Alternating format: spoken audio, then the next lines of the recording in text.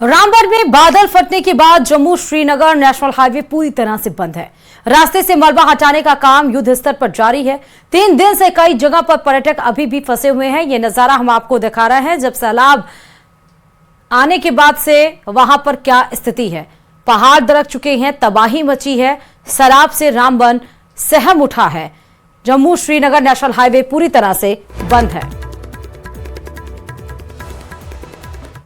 रामबन में ground zero पर जहां पर तबाही हुई है रोड्स की, यहां पे भूस्खलन हुआ है। लगातार क्लाउड बर्स्ट की वजह से फ्लैश फ्लड्स आ गए, जिसकी वजह से रोड कई जगहों पे तबाह हो गया है। और हम आपको दिखाएंगे क्या है इस वक्त इस जम्मू श्रीनगर राष्ट्रीय राजमार्ग का हाल। लगातार राष्ट्रीय राजमार्ग बंद पड़ा है और आप देख सकते हैं हजारों की तादाद में यहाँ पे गाड़ियां बंद है, गाड़ियां दरमांदा है, पैसेंजर गाड़ियां भी, ट्रक्स भी और बाकी लोड कैरियर यहाँ पे बंद हैं और अभी रोड खुलने में टाइम लग सकता है। हालांकि रोड को रेस्टोर करने का सिलसिला लगातार जारी है।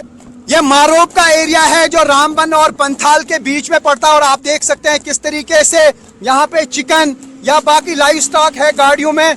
पिछले 3 दिन से लगातार ये गाड़ियां बंद पड़ी हैं, काफी सारा नुकसान इनका हुआ है और यहाँ पे रोड्स की हालत बिल्कुल खराब है। रोड जो है बिल्कुल तबाह हो चुके हैं और आप देख सकते हैं किस तरीके से लोग अब पैदल सफर तय कर रहे हैं, क्योंकि 3 दिनों से ये गाड़ियों में फंसे हुए हैं। हजारों की तादाद में गाड़ियां यहाँ पे दरमांदा हैं और अभी रोड खुलने का चांस आज बहुत कम लग रहा है। और चलिए स्पेशल रिपोर्ट में सबसे पहले बात राहुल गांधी की, जिन्होंने विदेशी धरती पर अपने ही देश की संवैधानिक संस्था यानी चुनाव आयोग को कंप्रोमाइज्ड बताया है। लेकिन हमारे पर जो जानकारी सामने आई है वो ये कहती है कि चुनाव आयोग नहीं बल्कि राहुल गांधी की जानकारी कॉम्प्रोमाइज्ड है। कौन क्या है देखिए इस रिपोर्ट में।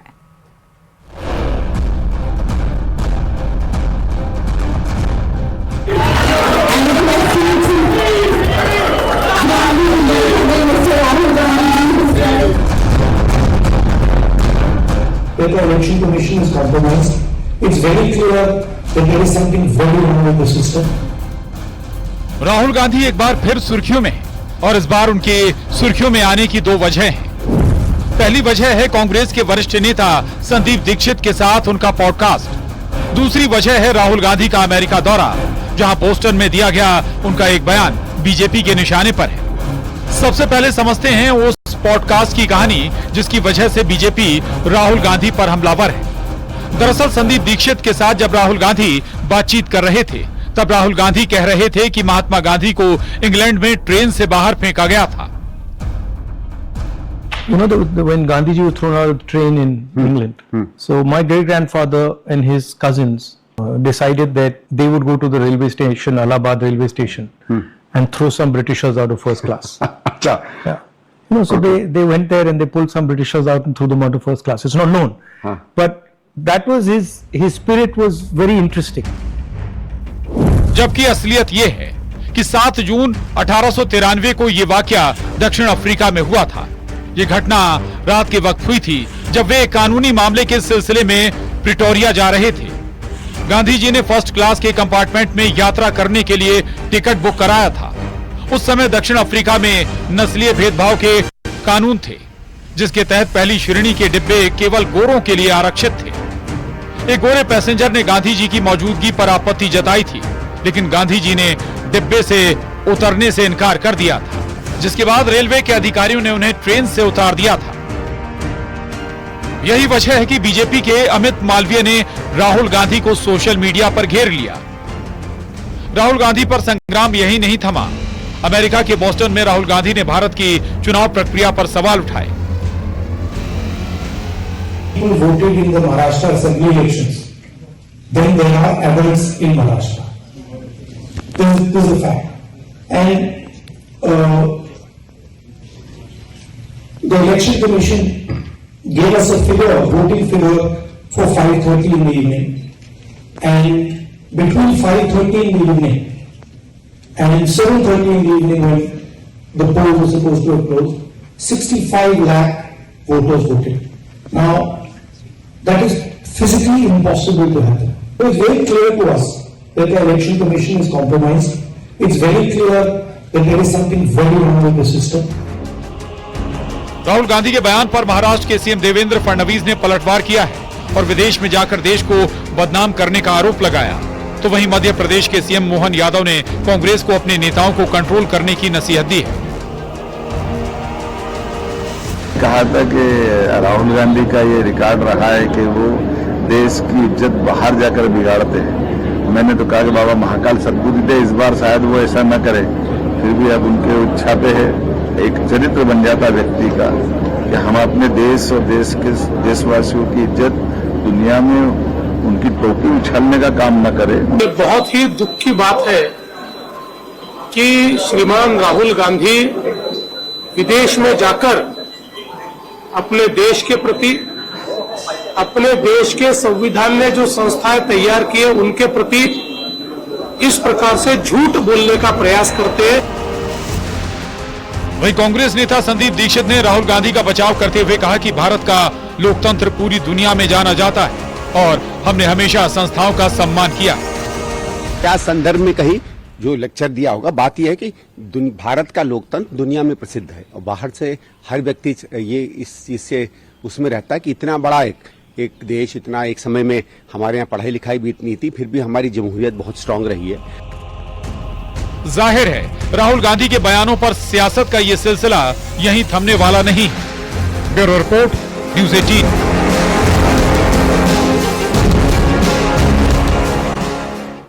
मोदी सरकार वक्फ से भी बड़ा फैसला लेने जा रही है। वक्फ से भी बड़ा ऐलान, लेकिन क्या राम मंदिर, 370, ट्रिपल तलाक, वक्फ सब कुछ हो चुका है। तो अब मोदी सरकार का अगला प्लान आखिर है क्या? अगर सरकार से मिल रहे संकेतों को समझा जाए तो सरकार यूसीसी पर बहुत गंभीरता और तेजी से उसे लाने पर विचार कर रही है, क्योंकि एक हफ्ते के अंदर 2 बार यूसीसी को लेकर बड़े संकेत सामने आए हैं। क्या है वो, देखिए इस रिपोर्ट में।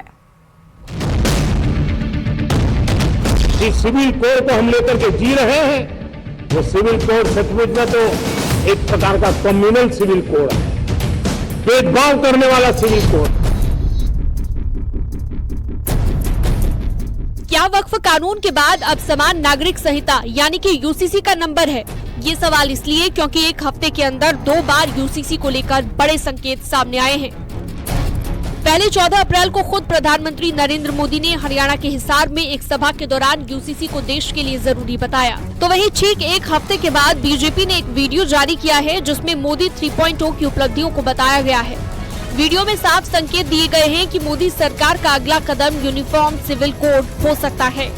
इस वीडियो के माध्यम से उन लोगों को भी जवाब दिया गया है जो कहते थे कि बीजेपी को पूर्ण बहुमत नहीं होने की वजह से मोदी सरकार 3.0 काफी कमजोर होगी। मोदी सरकार 3.0 बड़े फैसले नहीं ले पाएगी और ज्यादा दिनों तक नहीं टिक पाएगी, जिससे ये साफ संकेत मिलते हैं कि मोदी सरकार का अगला कदम देश में यूनिफॉर्म सिविल कोड लागू करना है। आप ये वीडियो देखिए।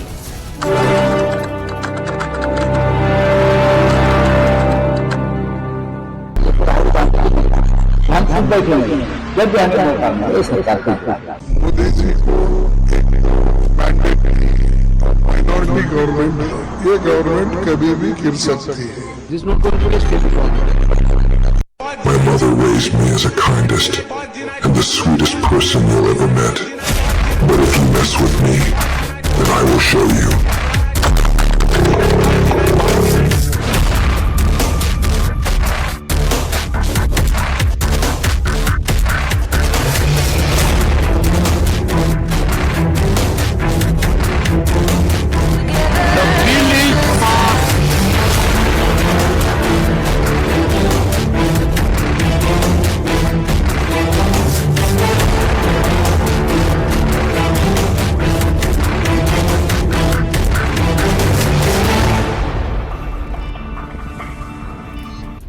प्रधानमंत्री नरेंद्र मोदी के बारे में अक्सर कहा जाता है कि वो चौंकाने वाले फैसले करते हैं। तो क्या 14 अप्रैल 2024 को पीएम मोदी ने हरियाणा के हिसार में सभा को संबोधित करते हुए यूसीसी को लेकर कांग्रेस पार्टी पर जो हमला बोला, उसे एक संकेत माना जाना चाहिए? संविधान की भावना है कि सबके लिए एक जैसी नागरिक संहिता हो। जिसे मैं कहता हूं सेक्युलर सिविल कोड। बीजेपी ने लोगों के सामने अपने 3 बड़े एजेंडे रखे थे, जिसमें से जम्मू कश्मीर से धारा 370 को 2019 में बीजेपी ने पूरा किया था। दूसरा, अयोध्या में राम मंदिर का निर्माण, जिसे 2024 में बीजेपी ने पूरा किया।